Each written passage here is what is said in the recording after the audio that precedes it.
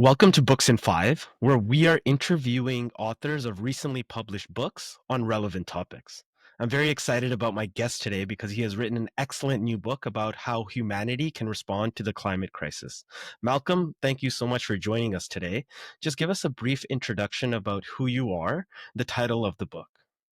Yeah, this is my book is What's Left: Three Paths Through the Planetary Crisis, and it is, I hope, what it says on the cover.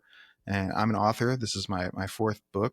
Listeners might know me from Palo Alto, A History of California Capitalism in the World, or maybe before that, Kids These Days, Human Capital and the Making of Millennials. Great. Malcolm, let's begin with our first question.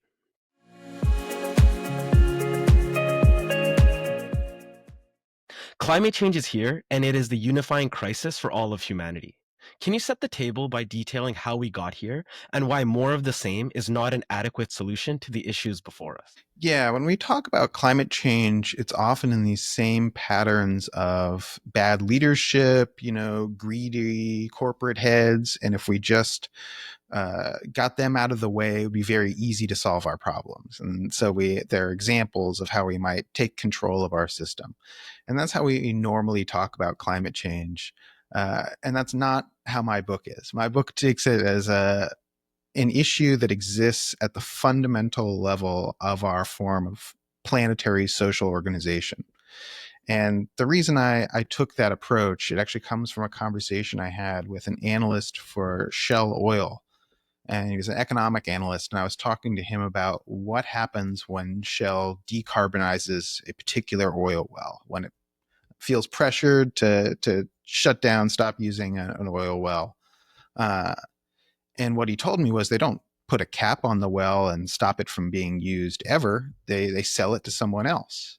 And the people that they sell it to are going to operate it at a lower cost because they have to. And the way they're going to do that is by evading labor restrictions. It's going to make it a more hazardous workplace, and evading environmental restrictions, particularly by flaring excess gas at oil sites by burning it into the atmosphere. So actually, when Shell decarbonizes a particular well, that doesn't mean that well gets decarbonized for the world. In fact, the carbon intensity of that well increases. Uh, and I asked, does this seem like a good solution? And he says, well, we don't plan to lose money. And that's true for all the companies that control these fossil fuel reserves. It's true of countries that control these reserves as well, right? Countries don't plan not to use their fossil fuel reserves uh, to make their people's lives better, right? And if they plan not to, people will generally replace them with somebody who plans to use those reserves to improve the lives of their people. The one exception I will say is Gustavo Petro in Colombia, who actually has advanced a plan to keep reserves in the ground. But that's the only country in the whole world that says we want to address this by not using our fossil fuels. And it's also true for individuals who will feel compelled to go work at this flaring oil well, even though it's a really bad place to work, both for their health in the immediate term and for the health of the planet that they have to live on and their children have to live on. And yet we know that for every one of these wells, there are going to be workers who feel compelled to go sell their labor there, to go work there. And that means that they'll fight to evade any sort of restrictions that we put on the industry itself. Like the workers themselves will. In fact, the analyst compared it to me to sort of like the war on drugs. That you can say we could have a global war on fossil fuels, that every government in the world could decide to ban fossil fuels tomorrow officially.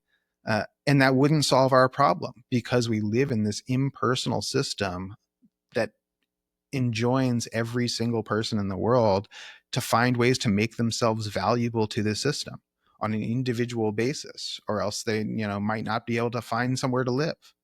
And fossil fuels, burning fossil fuels, combusting fossil fuels for energy is a really good way to make a living, right? They are energy rich resources. They are a valuable object.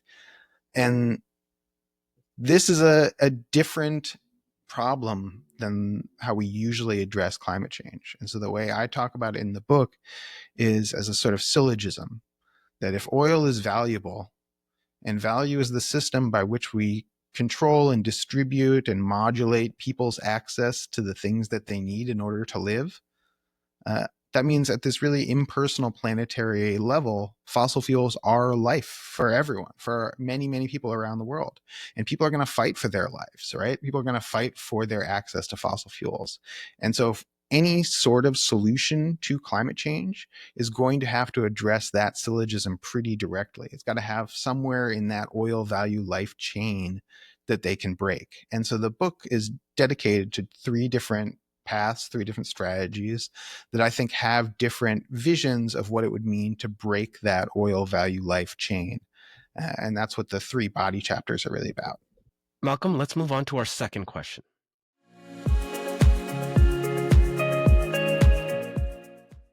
The first of the three strategies you explore is the progressive vision of the state flexing way more of its muscle to guide the economy. How can market crafting play a role in minimizing emissions, and what is the downside? Yeah, market craft is this term, and that's the term I use for the first strategy. And I really tried when I was naming these strategies to avoid thinking about them in terms of political identity, because I wanted people to read the chapters and think through the strategies on their own terms. And honestly, that included me, right? As a writer, I had to think through strategies, not all of which I share personally, but that I think are important. And so market craft is a term I take from the political scientist Stephen Vogel, and we could think of it as sort of a liberal strategy, as long as you promise not to get reactive with that title, right? Because it's a really important philosophy. And in, what market craft says is that markets are not some ancient god that we have to appease. Markets are not the truth of human nature. They're not what underlie society, but rather markets are a tool that societies of people can use to accomplish the things that they want to do. Which sounds very, very simple and obvious, but really flies in the face of a lot of like market fundamentalist logic by which we've organized not just our economy in general, but even climate policy in particular, which is very much about fitting ourselves to a market that we think pre-exists us or exists in control of us. Whereas MarketCraft says, look, if we want decarbonization, then it's our responsibility to design a playing field on which private actors operate that will yield that outcome. And so that can mean something like banning Bitcoin mining or banning coal-powered fossil plants, coal-powered energy plants, for example, or decommissioning particular ones. It can also involve subsidizing green energy solutions in ways that we saw from the Biden administration with the Inflation Reduction Act, for example, where the government is going in and creating tax incentives, structural incentives, credits that firms can exchange, and not just firms, but municipalities, tribal entities, nonprofits, market players, uh, and with the goal of a system that yields the outcome that we all require. And that's an outcome that's socially determined, not determined by the market itself. And I think you could sort of compare the strategy discussed in this chapter to what's been described as an abundance strategy, where you just build as much as you can, that we need to move the blocks out of the way to building the things that we need to build. And I think market craft is not just distinct from that, which is with its critical view of how markets are created and the role of the market conditions, uh, but really better. It's a more sophisticated, better way of looking at the same question, which is like, how do we build the things that we need to build? Um, and another virtue of market craft is that it looks at things that aren't sort of necessarily pluses or minuses for individual market players, but the stuff that's like, spraying the field guides or whatever, putting up the goalposts, all the things that a state has to do. One example I talk about in the book is someone has to establish the electronic protocols that electric vehicle charging stations are going to use to transmit information about that charging station to drivers. Right now, we have in the United States filling stations that display their prices in really, really big on really big signs, because that's the standard practice of the industry, even though it's not legally required at all. Uh, but if we just leave these electric charging infrastructure, charging points to their own devices, first of all, companies may or may not build them, and then the system may or may not work at all, which would be bad. Uh, but then they might not be interoperable. They might not send the right information. They might not talk to all the cars. Maybe only the Tesla charging points will talk to only the Tesla cars. And this will subvert the goals of the whole system. And so MarketCraft comes in and says, look, we're going to tell you what protocols we're going to use. We're going to standardize the connectors for the nozzles for the charging, things that we don't necessarily think about as subsidies or disincentives for individual businesses, but without which we can't operate any of the stuff on top of it. So those are all, MarketCraft talks about all of those different things. Let's move on to our third question.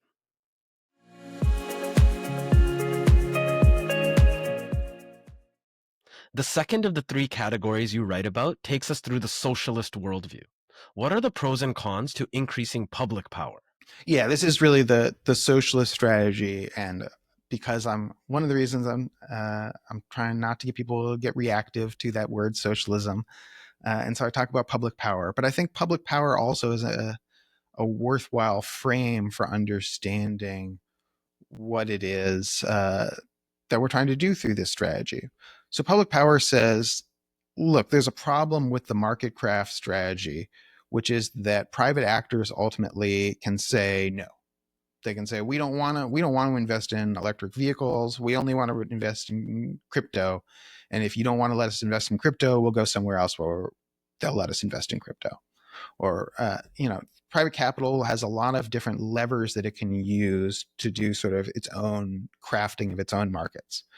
And so public power, the strategy says, look, if we want to do something, we can do it ourselves. We don't have to just rely on asking or incentivizing private actors to do it. We can engage in productive activity ourselves through the state. And so public power is it's a pun. You've got public power is in the power of the public, which I talk about as organized labor and the interests of organized labor and the pursuit by organized labor of the interests of society.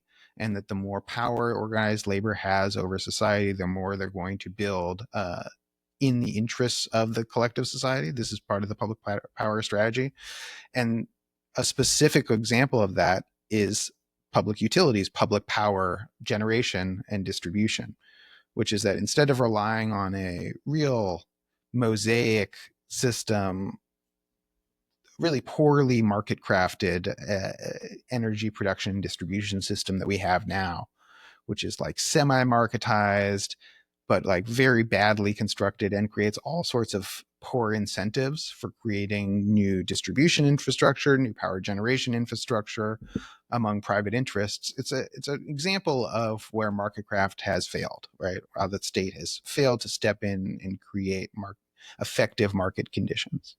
And public power says, look, we can just create a state agency whose job is to accomplish this. We can create a state-owned enterprise.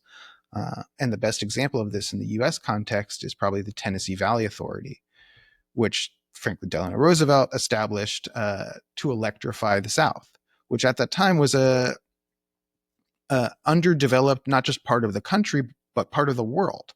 And capital didn't find it worthwhile to invest in electrification of the South, which was a miscalculation by capital. But the government said, look, we're going to come in and we're going to build these dams.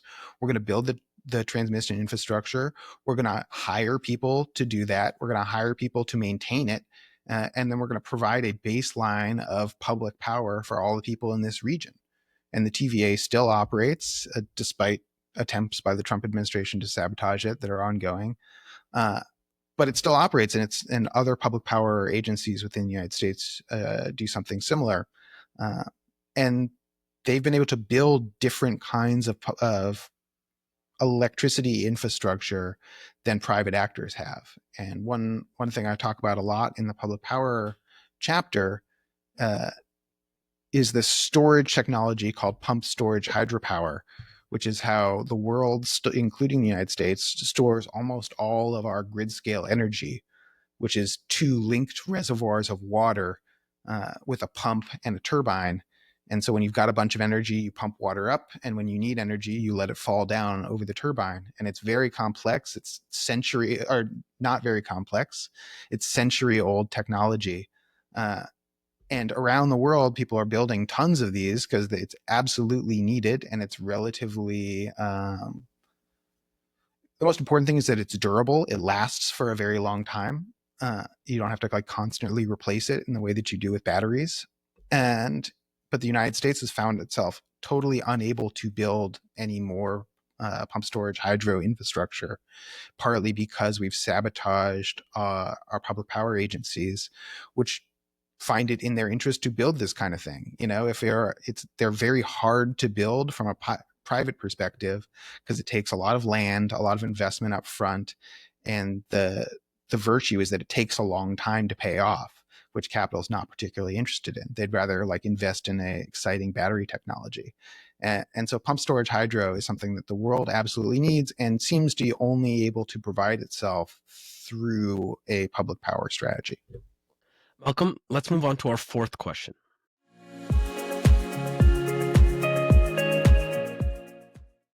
The last of the three options that you have showcased is the prospect of an overthrow of the edifice of capitalism. What would a communist plan look like that would benefit the people of the world? And what are the drawbacks?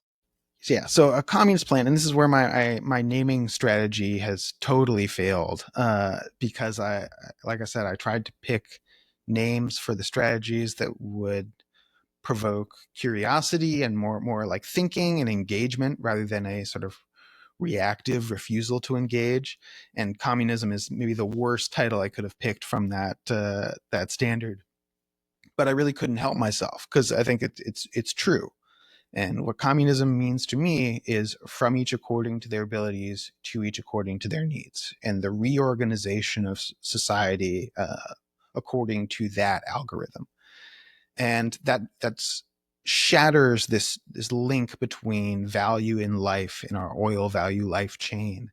And one way I talk about this is that when we talk about how many shoes we need, let's say the two of us, how many shoes the two of us need in a capitalist or value based social metabolism, that's not a question about our 4 feet.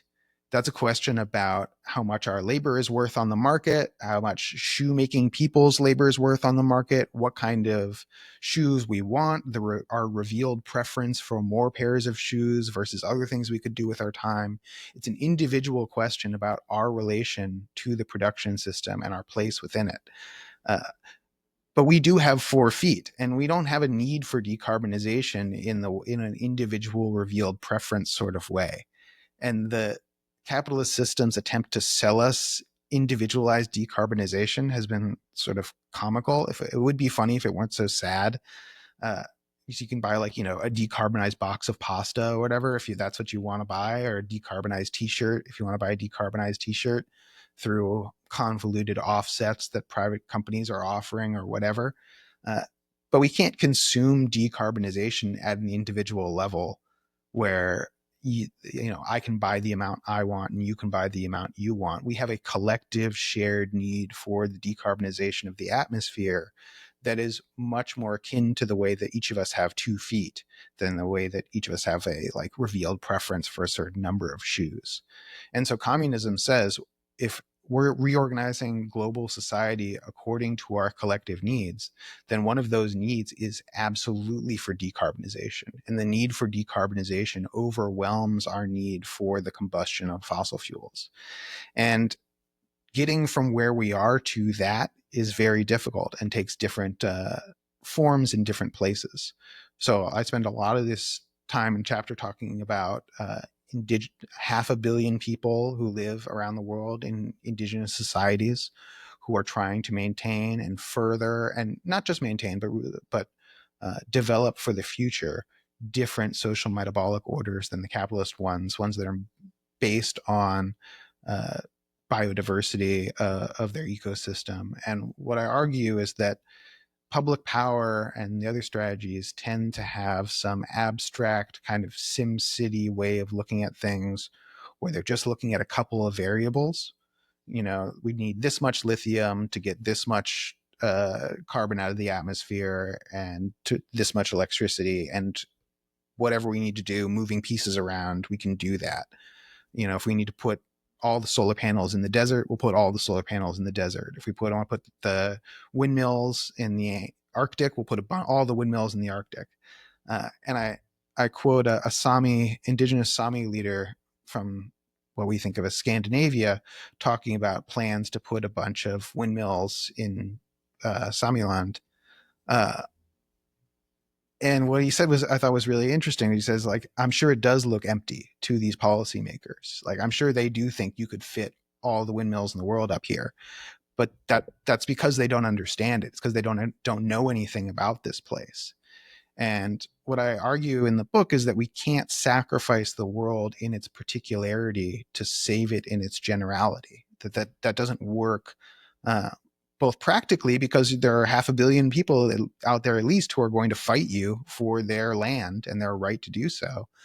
Uh, but it also doesn't work ecologically, that the world is not an abstract system with three variables or whatever. It's all these overlapping systems that we can't understand as a whole, but that we need the understanding of in its specific parts. And we can't forsake that at any cost. Malcolm, let's conclude with our final question.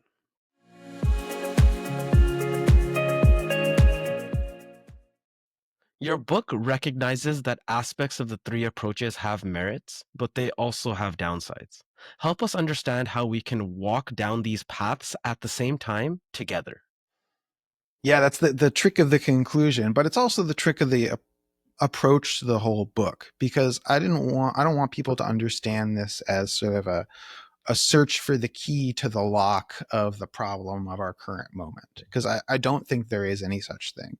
And I don't think it's realistic to think all of the people of the world, the progressive forces of the world, are going to unify behind one of these three strategies in the time period that's relevant for us, because we're talking about years and decades, not centuries. And I just don't think it's realistic. I'm not going to convince everyone to become a communist in the next 10 years, so that all the socialists and liberals who have progressive intentions abandon their strategies and line up behind mine. I don't think that's going to happen. I don't think it's realistic. What's realistic is that people are going to be fighting, struggling, sometimes winning, sometimes losing, under the auspices of all three of these strategies in the relevant period that we're talking about. Like that's unavoidable. That's happens.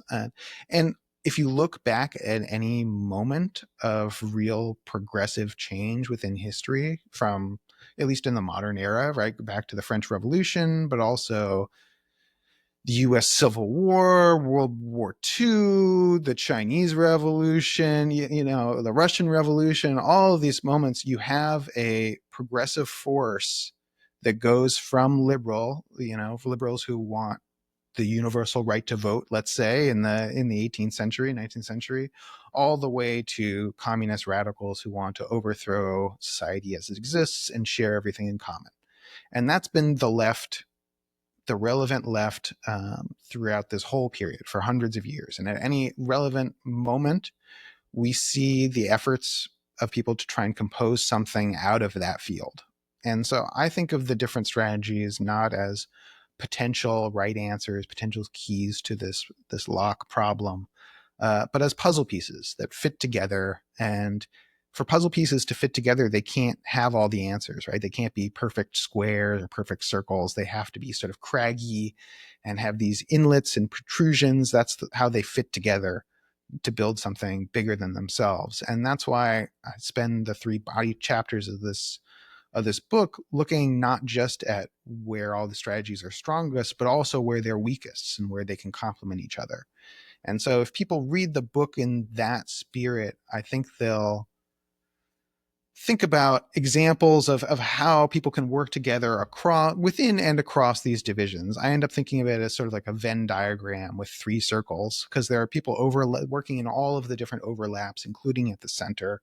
But I don't think we have to just work at the center where everyone agrees. I think we need to find ways to bring coherence to this left field where people can know and understand what each other are working on without feeling like you have to produce a false unity that covers up more than it reveals. And so I think you can, in the U.S., we can look at movements like Cop City. We can look at the what's shaping up to be the anti-deportation movement, and these are things I talk about in the book as both examples of particular strategies, but also examples of how they can overlap and fit together like puzzle pieces to build something bigger than themselves. Because that's really a task in this moment, and I assume that that's something that we can accomplish. This is ultimately an optimistic book, but more than an optimistic book, it's a realistic book. And I think realism is a tool, once again, like marketcraft, like markets. It's a tool that we use to try and accomplish the things that we want. And there's a danger of being so realistic that you can't think anymore and you feel frozen. And I don't think that's a useful kind of realism. The useful kind of realism is the one that guides you into productive action. And that's the kind of realism I try to bring out with this book. And I hope that's how readers find it. Malcolm, that has been our 5 questions. Thank you for answering them. Let's move on to our bonus questions.